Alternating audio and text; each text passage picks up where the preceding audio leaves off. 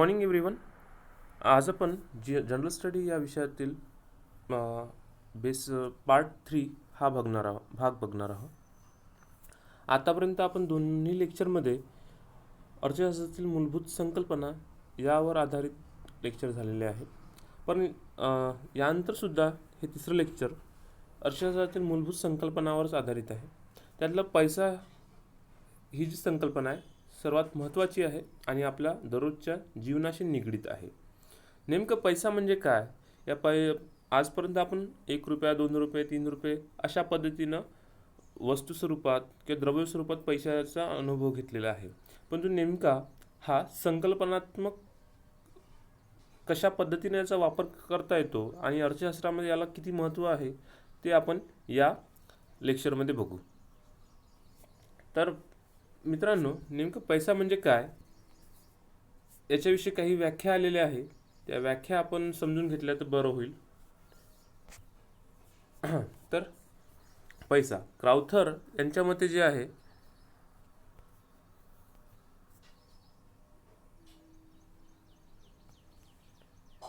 Crowther यांच्या मते ज्ञानाच्या प्रत्येक शाखेत काही मूलभूत संशोधन असते. ठीक आहे. तर पैसा ही कन्सेप्ट निर्माण होण्यामागचं कारण एक आहे. प्राचीन काळापासून वस्तू विनिमय पद्धत आपल्या भारतात किंवा जगामध्ये जिथे जिथे संस्कृती उत्पन्न झालेल्या निर्माण झालेल्या आहे त्या तिथे तिथे ही वस्तू विनिमयाची पद्धत निर्माण झालेली आहे. तर नेमकी याची व्याख्या बघू. वस्तूच्या बदल्यात वस्तू देणे घेणे म्हणजे वस्तू विनिमय होय. या वस्तू विनिमय पद्धतीलाच इंग्रजीमध्ये बार्टर सिस्टीम असं सुद्धा म्हटलं जातं. आणि या बार्टर सिस्टीममध्ये किंवा या वस्तू विनिमय पद्धतीमध्ये एक वस्तू दुसऱ्याला देणे आणि दुसरी वस्तू आपल्याकडे घेणे. म्हणजे समजा की एखाद्या व्यक्तीला जर कपडे पाहिजे असेल तर तो आपल्याकडील शेतातलं उत्पादन गहू असेल, तांदूळ असेल हे दुसऱ्याला देईल आणि त्या बदल्यात जो काही दुकानदार असेल त्याच्याकडून कपडे मिळवून घेणे हे म्हणजे वस्तू विनिमय पद्धत. ही वस्तू विनिमय पद्धत आजही ग्रामीण भागात मोठ्या प्रमाणात चालते. एकमेकाला धान्याच्या स्वरूपात समजा एकाकडे डाळ असेल तर डाळ त्याच्याकडून घेणे आणि त्याच्या बदल्यात गहू किंवा तांदूळ देणे अशी ही सिस्टीम आजही चलनात आहे. फक्त त्याचा वापर आंतरराष्ट्रीय मार्केटमध्ये किंवा पूर्णपणे अर्थव्यवस्थेत होत नाही. तो स्थानिक लेवललाच फक्त होतो. यानंतर पैशाची व्याख्या प्राध्यापक काउथर जी वस्तू विनिमय माध्यम म्हणून सर्वसाधारणपणे स्वीकार्य असते आणि त्याचबरोबर जी वस्तू मूल्यमापनाचे मूल्यसंचनाचे कार्य करते अशी कोणतीही वस्तू म्हणजे पैसा. आता बघा, आपण आजपर्यंत वस्तू देवाणघेवाण चालत होतं, परंतु ही व्यवस्था प्रत्येक गोष्टी लागू होऊ शकत नाही. जसं एखाद्या व्यक्तीनं जर तांदूळ 1 किलो जर सोनाराला दिले आणि सोनाराने जर 1 किलो सोनं शेतकऱ्याला दिलं तर ही सिस्टीम किंवा ही पद्धत जी आहे सर्वसाधारणपणे स्वीकार्य होऊ शकत नाही. कारण की सोन्याचं मूल्य जास्त आहे आणि गव्हाचं मूल्य कमी आहे. म्हणून ही सिस्टीम न वापरता अशी पद्धत किंवा अशी सिस्टीम वापरायची ज्याच्यामुळे काय होईल, गव्हाचं मूल्य आणि सोन्याचं मूल्य सारखं येईल आणि ते देवाणघेवाण करता येईल. ठीक आहे. असं सर्वसाधारण स्वीकार्य मूल्य आपल्याला त्या वस्तूचं काढावं लागेल. त्याचबरोबर जी वस्तू मूल्यमापनाचे व मूल्यसंचनाचे कार्य करते. आता हीच उदाहरण घेऊ की सोनं जे आहे मूल्यसंचनाचं किंवा एक द्रव्य स्वरूपात आहे, द्रव्य किंवा वस्तू स्वरूपात आहे, तर याचं मूल्यसंचनासाठी कार्य होऊ शकते आणि त्या सोन्याची दुसऱ्या वस्तूसोबत मूल्यमापन म्हणजे कंपॅरिझनली त्याचं मूल्य किती आहे याच्यावरून अंदाज बांधता येतो. म्हणून अशा वस्तूला काय म्हणता येईल? पैसा म्हणता येईल. त्यानंतर दुसरी व्याख्या बघू. प्राध्यापक वॉकर जो पैशाची कार्य करतो तो पैसा होय. पैशाची कार्य म्हणजे देवाणघेवाणामध्ये एखाद्या वस्तूचं मूल्य ज्याच्या माध्यमातून आपल्याला पेड करता येईल किंवा देता येईल. समजा तुम्ही आम्हीच, जसं आपण जर चायनीजच्या दुकानामध्ये गेलो तर चायनीज घेत असताना त्यांच्याकडून आपण ते पदार्थ स्वरूपात घेतो आणि त्याचं पेडअप कशात करतो आपण? पैशाच्या स्वरूपात. आता बघा, ₹20 किंवा ₹30 प्लेट जर चायनीज असेल, त्याच्यामध्ये 10 पीसेस येत असेल, तर ₹2चा पीस एक, अशा पद्धतीनं आपण काय करू शकतो, ते खाद्यपदार्थामध्ये पैशाच्या स्वरूपात आपण पदार्थ विकत घेऊ शकतो. त्यानंतर पैशाची उत्क्रांती. आता याच्याविषयी प्राध्यापक वॉकर जे आहे ते म्हणतात, पैसा अस्तित्वात येण्याचे कारण उत्क्रांती आहे, क्रांती नव्हे. ओके. त्यानंतर पैशाचे प्रकार बघू, की आता आपण प्राचीन काळापासून कोणत्या कोणत्या पद्धतीने पैशाचे प्रकार आजपर्यंत उदयास आलेले आहेत किंवा आजही टिकून आहेत. पहिला आहे पशु.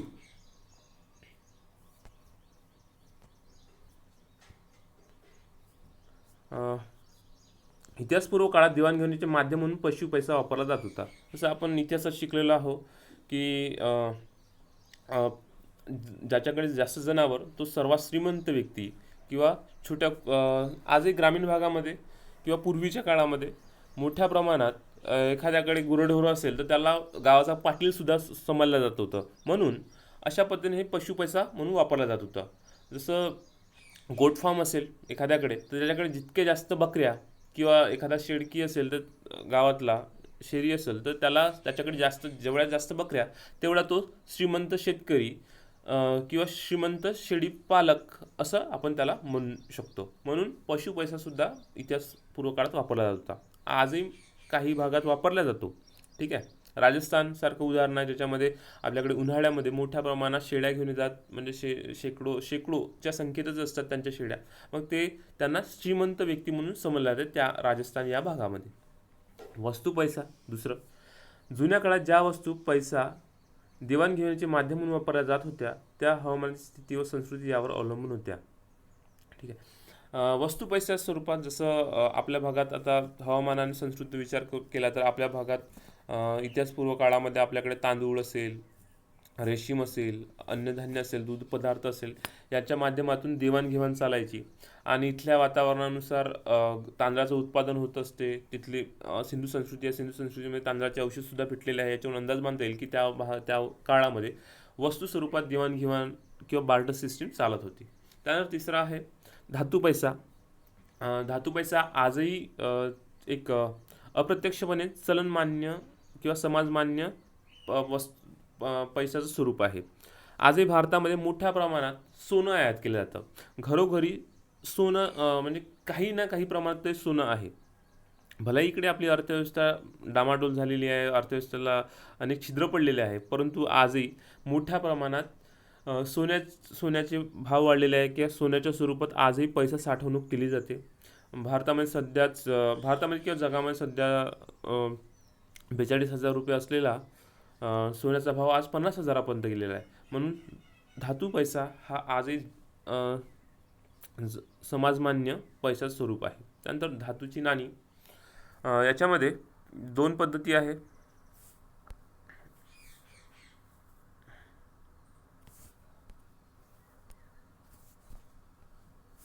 तर प्रमाणित नाणी म्हणजे ज्यांचे दर्शनी मूल्य व आंतरिक मूल्य सारखे असते.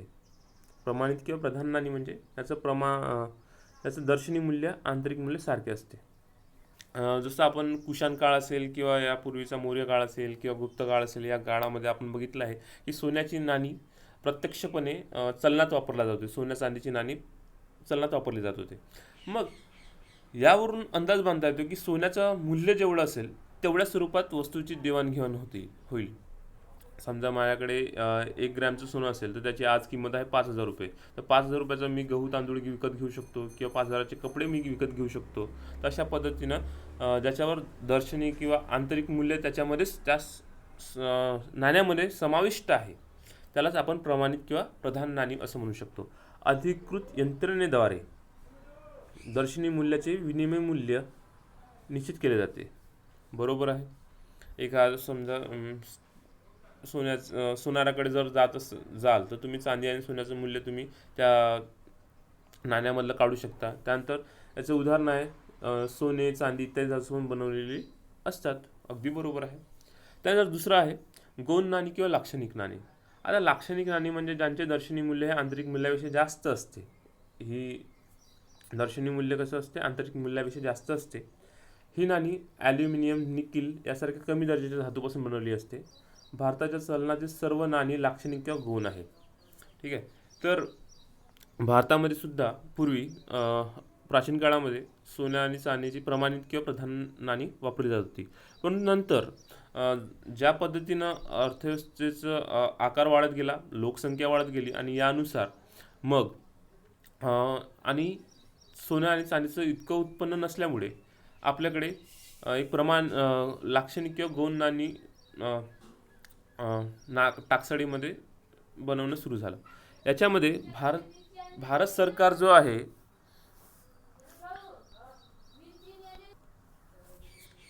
तर यामध्ये अ, आपल्या भारतामध्ये गौण नाणी वापरण्याचं कारण एक आहे की सोनं आणि चांदीचं उत्पादन इतकं मोठं नसल्यामुळे आपण प्रमाणित नाणी वापरू शकत नाही. त्या जागी ॲल्युमिनियम आणि निकेलसारखे मोठ्या प्रमाणात ज्याला भारत सरकार मान्यता देईल अशी गौण नाणी चलनात आणू शकतात. आता जे काही आपण पैसा असेल, रुपया असेल, हे किंवा 5 रुपये, 10 रुपये हे जे आहे नाणे, हे गौण नाणीचं उदाहरण आपल्याला सांगता येईल. ठीक आहे. त्यानंतर कागदी पैसा भारतात नोटा चलनात आणण्याचा एकाधिकार कोणाकडे आहे? मध्यवर्ती बँकेकडे आहे. आर बी आय काय करतं की आर बी आय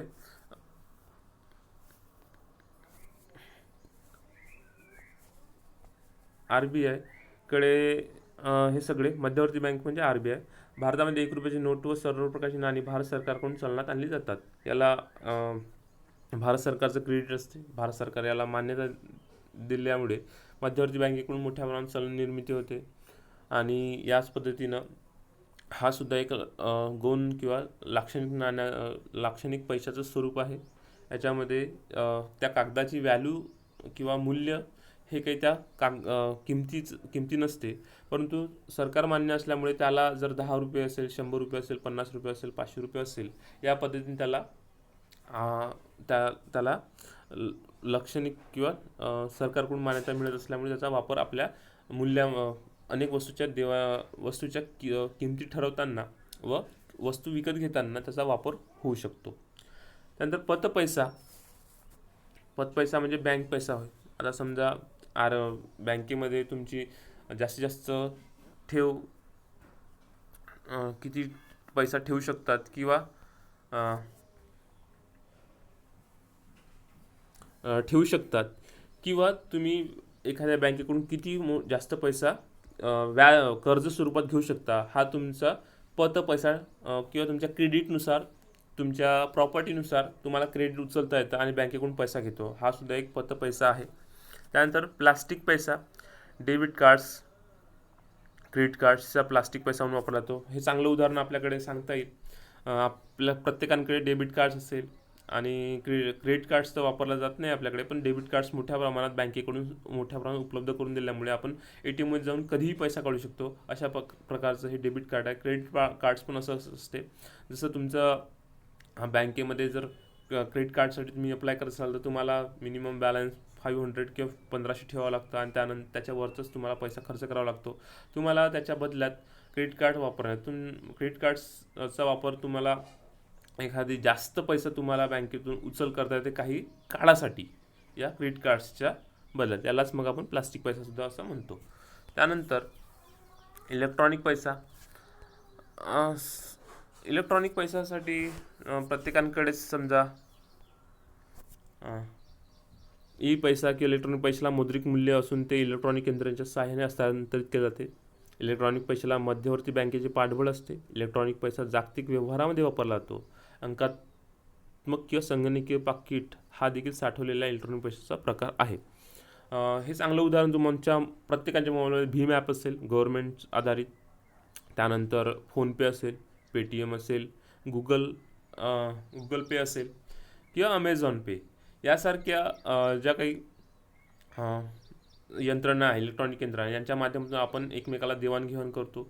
आपण याच्यापूर्वी फोनपे आल्यानंतर त्या ॲप सुरुवातीला आल्यानंतर एखाद्या नवीन जर व्यक्तीला पाठवलं असेल, ज्याचं बँक अकाउंट वगैरे आहे, ठीक आहे, त्याला मग आपण रेफरल भेटायचं, आपल्याला काही पैसे भेटायचे, कॅशबॅक भेटायचं आणि या माध्यमातून मोठ्या प्रमाणात आपण एकमेकाला पैशाचे देवाणघेवाण करतो. हो की नाही विद्यार्थ्यांनो? हे चांगलं उदाहरण आपल्याला सांगता येईल याच्याबद्दल. आणि याच पैशालाच मग मध्यवर्ती बँकेचे पाठबळ भेटलेलं आहे. आंतरराष्ट्रीय व्यवहारामध्ये सुद्धा पैसे वापरतो. जर तुम्ही जर महाविद्यालयाचे पैसे द्यायचे असेल तरीसुद्धा ऑनलाईनमध्ये देऊ शकता, फोनपेने देऊ शकता. आणि याला ही सगळी आकडेमोड जी आहे ती संगणकाच्याद्वारे किंवा फोनसुद्धा आपला एक संगणकच आहे, संगणकाचं उदाहरण आहे. त्या माध्यमातून मोठ्या प्रमाणात पैसा आपण एकमेकाला देवाणघेवाणसुद्धा करत असतो. त्यानंतरचा पॉईंट आहे विधी विधिग्राह्य विधिग्राह्य पैसा. या पैशाला कायद्याचे पाठबळ असल्यामुळे कोणत्याही व्यवहारात स्वीकारला जातो. भारतात सर्व नाणी व चलनी नोटा. विधिग्राह्य म्हणजे ज्याला सरकार मान्यता आहे, ज्याला या भारत देशाचं रुपया नावाचं हे चलन जे आहे भारत देशातल्या कोणत्याही गावात, खेड्यामध्ये, शहरामध्ये कोणत्याही भागात चालतं. याला कारण की भारत सरकारची मान्यता असल्यामुळे. अविधिग्राह्य पैसा, हा पैसा लोक अंतिम देवाणघेवाण करण्यासाठी वापरतात. कोणतेही कायदेशीर पाठबळ नसल्याने हा पैसा नाकारता येतो. याला पर्यायी पैसा किंवा ऐच्छिक पैसा असेही म्हणतात. धनादेश, विनिमयपत्रे इत्यादी. जसं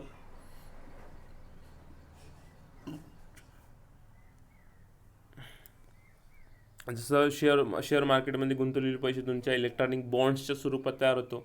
आणि याला जर सरकारची मान्यता नसेल तर तो पैसा तुमचा अविधिग्राह्य पैसा म्हणून समजला जाईल. त्यानंतर व्हर्च्युअल मनी, आज बिटकॉईनसारख्या व्हर्च्युअल मनी आलेला आहे.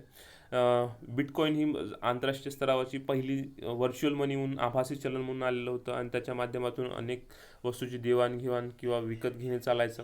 हा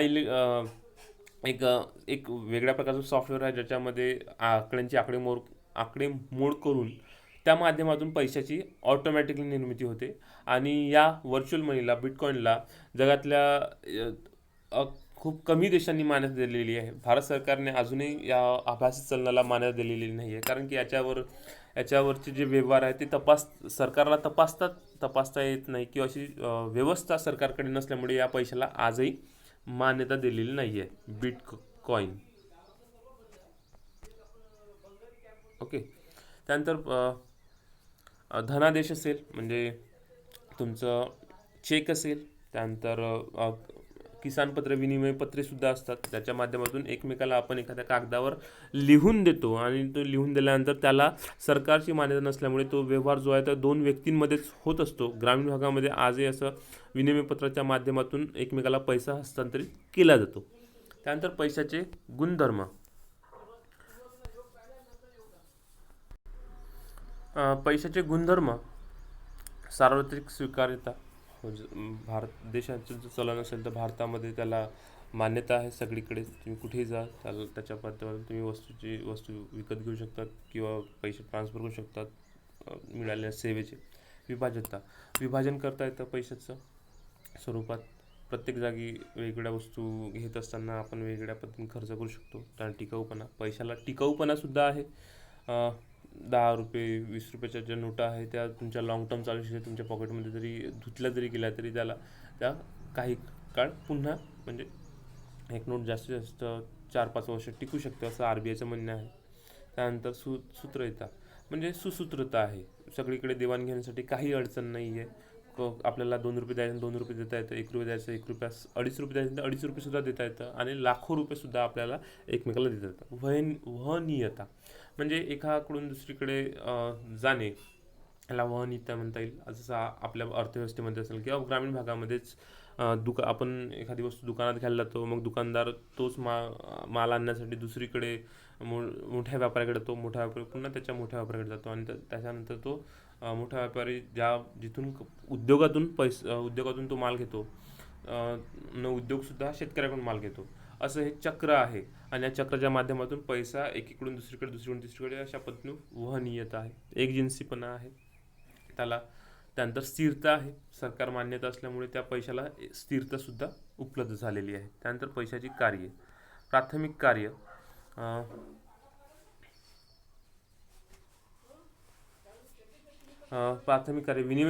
विनिमयाचे माध्यम आहे. पैशाचे सर्वात महत्त्वाचे कार्य म्हणजे विनिमयाचे माध्यम. देवाणघेवाणीसाठी त्याचा वापरतो.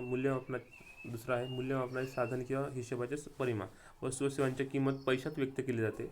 विविध चलनाद्वारे विविध देशातील वस्तूचे मूल्य व्यक्त करता येते. हो, जसं अमेरिकेतला डॉलर, इंग्लंडमध्ये असलेला पाऊंड, जपानी येन.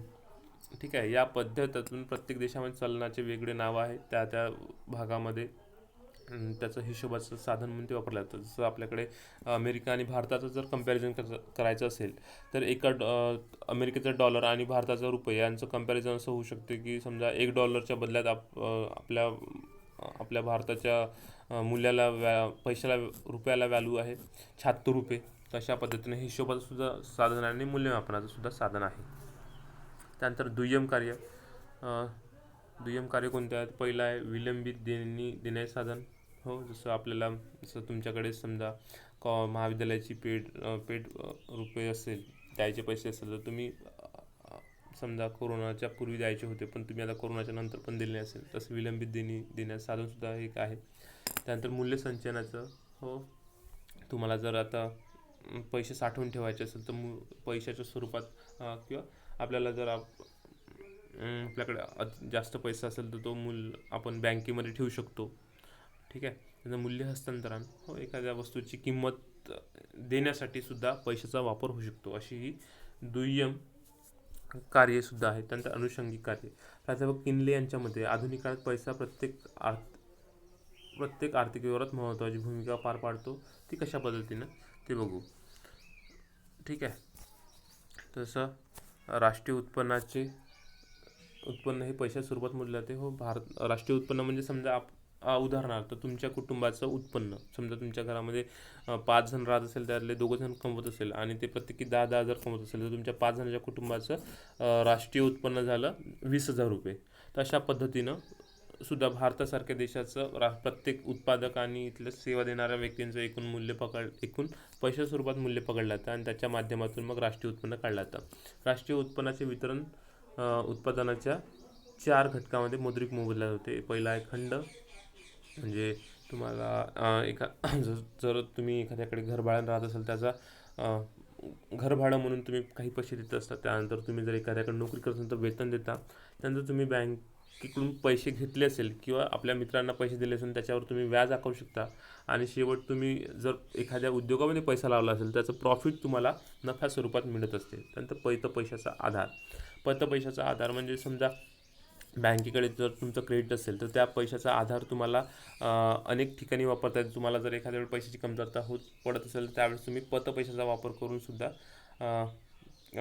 वापर करू शकता. जसं जनधन अकाउंटवाल्यांना ओव्हरड्राफ्टची व्यवस्था होती, ज्या माध्यमातून काय केलं होतं की तुमच्याकडे जर अकाउंटमध्ये जर 5,000 असेल आणि तुम्हाला एखाद्या वेळेस जर तुम्हाला 10,000 रुपयाची गरज असेल तर तुम्ही बँकेकडून एक्स्ट्रा 5,000 घेऊन तुम्ही तेव्हाही गरज भागवू शकता आणि नंतर ते 5,000 परत तुम्ही बँकेमध्ये टाकून तुमचे जे काही पैशाची पातळी आहे ती समान लेवलवर आणू शकता. अशी ही व्यवस्था आहे. त्यानंतर संपत्तीचे रोखवेत रूपांतर. पैसा ही सर्वात मोठी तरल संपत्ती आहे. ती कोणत्याही मालमत्तेत रूपांतरित करता येते किंवा कोणत्याही मालमत्ता पैशाच्या स्वरूपात येता येते. जसं संपत्तीचे रोखीत रूपांतर उदाहरण याचं सांगता येईल की तुम्हाला जर तुमची पैशाची गुंतवणूक किंवा साठवून करायची असेल तर तुम्ही प्लॉट विकत घेऊ शकता. आणि आज जर तुम्ही 10 लाखात प्लॉट घेतला तर इथून जर 5-7 वर्षांनी विकत असेल त्याची 10च्या वरतीच तुम्हाला किंमत मिळू शकते, 12-15 लाख रुपये. तर अशा पद्धतीने मालमत्तेचं मध्ये गुंतवल्यानंतर ते मालमत्तेच्या पैशातसुद्धा तुम्हाला आवश्यकतेनुसार रूपांतर करता येते. त्यानंतर स्थूल आर्थिक चलनाचे मापन असं म्हणता येईल की याला एक स्थिरता आहे रुपयाला सरकार मान्यता असल्यामुळे आणि याची मान्यता पूर्ण देशात कुठेही मिळू शकते. त्यामुळे याला स्थूल आर्थिक चलनाचे मापन सुद्धा असं म्हणता येईल. तर एक शेवटची कन्सेप्ट राहिलेली आहे महत्त्वाची, काळा पैसा किंवा यालाच काय म्हणतो आपण ब्लॅक मनी. ओके. हा पैसा कायदेशीर बेकायदेशीर पद्धतीने व करचूक वगैरे करून मिळवला जातो. नियंत्रण आणि आणणाऱ्या विविध साधनांपैकी विमुद्रीकरण हे सुद्धा एक साधन आहे. तर ब्लॅक मनी आपल्याकडे काही वर्षापूर्वीच मोदी सरकारने एक निर्णय घेतला होता की भारताला पूर्ण काळा पैसा काढण्यासाठी विमुद्रीकरण ही एक पद्धत राबवलेली होती. समजा ब्लॅक मनी म्हणजे काय, तर व्यवहारामध्ये कधी कधी काय होतं की प्लॉट घेतात आणि त्याच्या मूळ किमतीपेक्षा कमी पैशात प्लॉट घेतला जातो आणि समजा तो 10 लाखाचा प्लॉट आहे, त्याच्या जागी तो 5 लाखात जेव्हा 10 लाखावर व्याज जास्त पडते म्हणून तो प्लॉट 8 लाखाचाच दाखवला जातो आणि 2 लाख कॅशमध्ये दिलं जातं. अशा पद्धतीनं 10 लाखाच्या व्यवहारामध्ये 2 लाख कॅश दिल्यामुळे 8 लाखा सरकारनुसार किंवा स्टॅम्प पेपरवर 8 लाख लिहित असल्यामुळे त्या प्लॉटची किंमत तर 8 लाखच असते सरकार मान्यता मिळाल्यामुळे. पण ते 2 लाख जे आहे वरचे ते ब्लॅक मनी म्हणून किंवा बेकायदेशीर चलन म्हणून त्या व्यक्तीकडे जातो आणि अशा ह्या पैशाला काय म्हणतो आपण, ब्लॅक मनी म्हणतो. जगामध्ये अनेक ठिकाणी हवाला मार्केट असेल किंवा वेगवेगळे डब्बा मार्केट असेल. नागपूरमधलं एक डब्बा मार्केट उदाहरण होतं किंवा हवाला मार्केट हे आपण अनेकदा बघत असतो. शेअर मार्केटमध्ये सुद्धा हवाला मार्केट चालत असते. अशा पद्धतीने काय करतो, ब्लॅक मनी जमा होतो आणि हा ब्लॅक मनी किंवा कर चुकवेगिरीमुळे सुद्धा होतो. अ, कर चुकवे कर चुकवेगिरीमुळे सुद्धा हा ब्लॅक मनी जमा होतो. त्यानंतर नियंत्रण आणणारे विमुद्रीकरण हे मोदी साहेबांचं उदाहरण सांगता येईल आपल्याला. तो काळा दिवस आपण कधीच विसरू शकत नाही. अशा पद्धतीने हा काळा पैसा ही संकल्पना इथे संपलेली आहे. धन्यवाद मित्रांनो.